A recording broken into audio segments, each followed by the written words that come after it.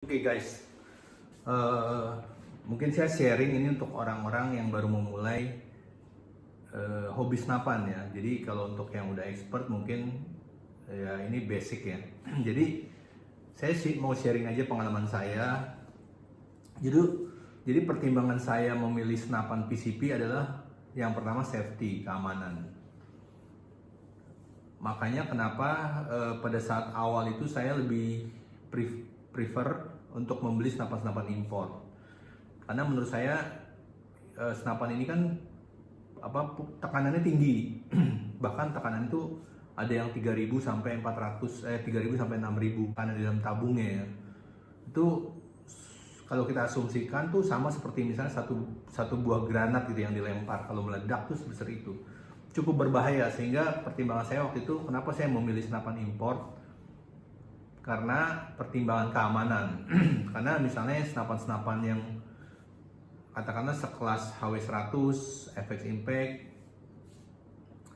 atau misalnya Uragan atau RTI, itu pasti senapan-senapan dari Eropa, itu pasti faktor keamanan safety-nya mereka sudah pertimbangkan gitu. Bukannya saya tidak menghargai senapan lokal ya, tetapi saya kok lebih serak gitu ya dengan senapan import gitu ya. Tapi kemudian saya mulai mempelajari beberapa senapan-senapan lokal yang punya nama ya. Jadi itu industri senapan tuh banyak sekali ternyata ya. Kalau saya pelajari itu dari industri rumahan, dari yang produksinya tuh masih menggunakan alat bubut biasa sampai yang menggunakan CNC. Itu luar biasa ya. Beberapa daerah sentral pembuatan senapan itu ada di daerah Jawa Tengah, di Solo, Jawa Timur, dan yang paling besar di daerah Bandung, yaitu Cipacing. Itu mereka membuat senapan ya. Cuma ada beberapa kendala yang agak menyebalkan buat saya, terus terang aja ya. Pada saat saya mau membeli senapan lokal ya, saya mencoba untuk mau mempelajari senapan lokal. Itu yang paling saya nggak suka tuh indennya lama sekali. Nah kalau senapan import kan begitu pas distributor keluarin produk, ada stok, kita beli ya paling 1-2 hari dia langsung bisa senapannya dipegang di tangan kita gitu ya. Tapi kalau senapan lokal yang kita mau sesuai dengan spek kita, itu kita mesti nunggu kurang lebih 2-3 bulan. Saya sedang memesan satu buah senapan yang itu sesuai dengan speknya saya, itu di daerah Bandung, Cipacing. Nanti saya akan review. Itu kurang lebih sampai sekarang tuh hampir 2,5 bulan itu belum jadi.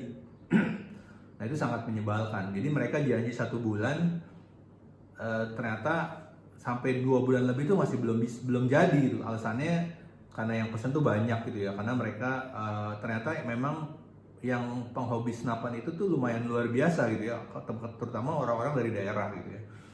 Jadi misalnya mereka dapat order tuh bisa 40 sampai 50 pucuk setiap bulan. Jadi itu mereka nggak siap gitu ya. Jadi mereka upload di YouTube, pedagang-pedagang itu atau misalnya pengrajin itu upload di YouTube, mereview tapi nggak siap gitu loh dengan order yang banyak gitu. Jadi itu yang jadi kendala. Mungkin saya akan share salah satu senapan yang baru saya beli. Senapan ini terus terang udah punya nama, saya udah tahu perusahaannya, karena kalau kita beli home industry itu banyak sekali gitu, yang jual tuh banyak, merek-mereknya banyak. Katakanlah satu FX misalnya, FX misalnya itu banyak banget yang buat gitu ya. FX Impact itu yang duplikasinya tuh banyak. Begitu juga misalnya Benjamin Moroder itu banyak banget yang buat, sampai kadang-kadang kita bingung. Nah saya membeli senapan itu pertama Java Pro. Nah, pertama kali Java Pro ini juga sama, kalau dia inden itu cukup lama, bisa sampai 2 bulan lebih ya. Nah, Java Pro ini ada macam-macam ya, kalau kita lihat tuh speknya juga macam-macam. Cuman terus terang saya kok rada nggak terlalu percaya dengan spek yang standar, sehingga biasanya saya tuh minta spek yang khusus, katakanlah misalnya tabung. Nah, ini namanya tabung bocap. Jadi tabung buat penyimpanan angin, karena kalau kita dengan tabung bocap itu kan kapasitasnya kurang lebih 500 cc. Itu kita nembaknya tuh bisa sampai ratusan peluru gitu ya, dan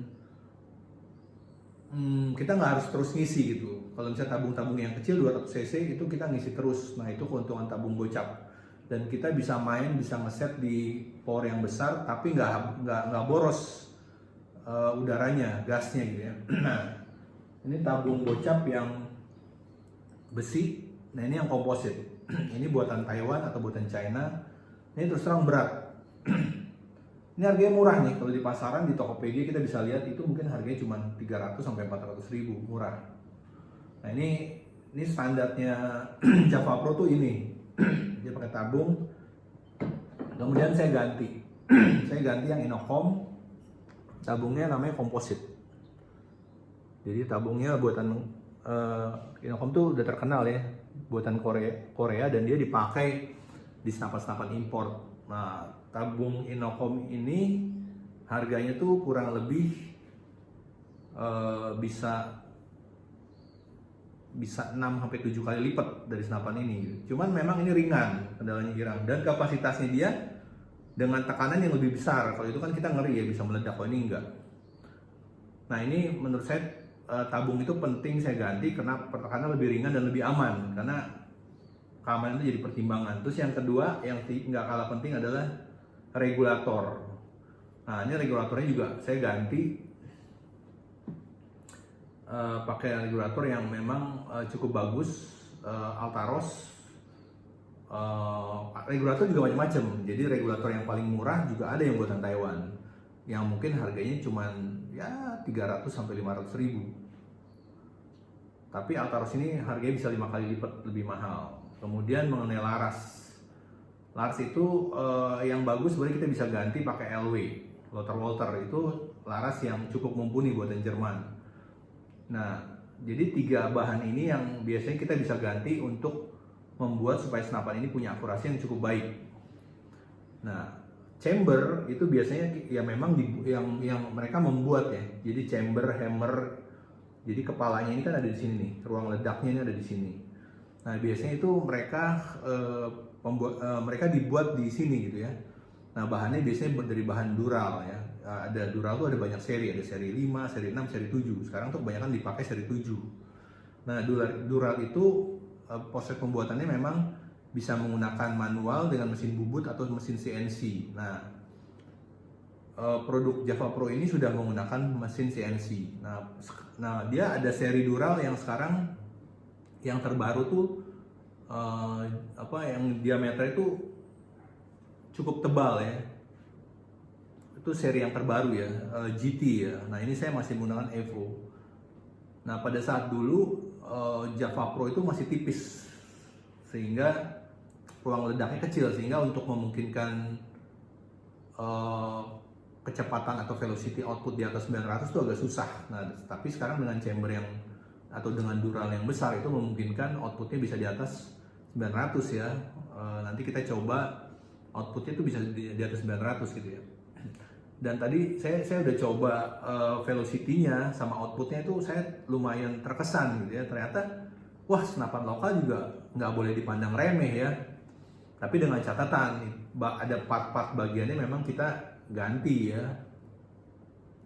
Nah, terus terang saya mulai mencoba untuk menguliti senapan-senapan lokal ya. Nanti ke depan saya akan lihat mana senapan-senapan lokal yang bagus dan saya review. Nanti bisa juga saya compare dengan senapan-senapan import gitu ya, dari segi akurasi, dari segi konsistensi, dari segi tampilan. Tapi memang ada beberapa senapan. Nah, kalau Java Pro ini terus terang memang dia agak sedikit kasar ya. Misalnya katakanlah popornya ini, kalau kita bandingin sama HW100 buatan Jerman tuh beda banget ya. Popornya tuh finishingnya tuh kalau buatan Jerman halus, kalau ini masih kasar. Nah, ini dari kayu mangga gitu ya. Nah, itu finishingnya sih. Tapi kalau yang mesin yang chamber yang dia udah produk CNC tuh finishingnya udah lumayan bagus. Jadi kelemahan produk lokal tuh terus terang ada di finishing. Itu yang menjadi kelemahan dan menjadi PR buat industri-industri senapan di tanah air. Sebetulnya mereka harusnya sih bisa bersaing ya dengan kualitas seperti misalnya senapan Java Pro. Mereka harusnya bisa bersaing. Minimum mereka bisa bersaing lah dengan senapan-senapan dari Turki ya. Tapi memang harus ada banyak perbaikan selain di chamber, itu harus ada perbaikan di laras sama di regul. Nah itu yang menentukan akurasi. Ya di samping peluru tentunya gitu ya. Nanti saya akan review senapan Evo dari Solo ini, saya akan review mengenai outputnya sama groupingnya di jarak-jarak long range. Ya, saya pasti akan mereview di jarak-jarak yang jauh. Saya nggak akan review di jarak misalnya 20 meter, 30 meter, enggak. Saya akan mereview minimum di atas 50 meter atau 50 meter karena itu yang menentukan, itu buat saya itu penting gitu ya di jarak jauh ya. Ada lagi satu senapan itu juga saya pesen, itu juga dengan pesanan khusus. Oh ya, saya mau memberitahu bahwa sebetulnya gini, kalau senapan standar, ini mengenai harga ya, kalau senapan standar itu sebenarnya nggak terlalu mahal. Katakanlah senapan standar yang buatan lokal itu harganya sekitar, yang bagus ya, yang lumayan lah kualitasnya itu sekitar 5 sampai 7 juta. Itu lumayan. Tapi begitu kita modifikasi, kita ganti-ganti, itu harga senapan itu bisa 2 kali lipat. Bahkan bisa harganya udah mirip kayak senapan import ya. Misalnya katakanlah misalnya Evo ini setelah kita ganti-ganti itu bisa harganya bisa 14 sampai 17 juta gitu ya. Bahkan senapan yang saya akan modifikasi nanti FX Impact yang lokal itu harganya bisa hampir 20 juta gitu ya kalau kita gantiin semua gitu ya. Jadi sebentar lagi udah mirip kayak senapan import sebetulnya, tapi kita berharap sebetulnya kualitasnya juga nggak jauh dengan senapan yang import gitu ya. Nah sekian aja sharing, mudah-mudahan bisa memberikan gambaran buat teman-teman yang mau main di senapan, yang mau hobi atau mau mulai di senapan lokal maupun import. Mudah-mudahan ini bisa memberikan masukan.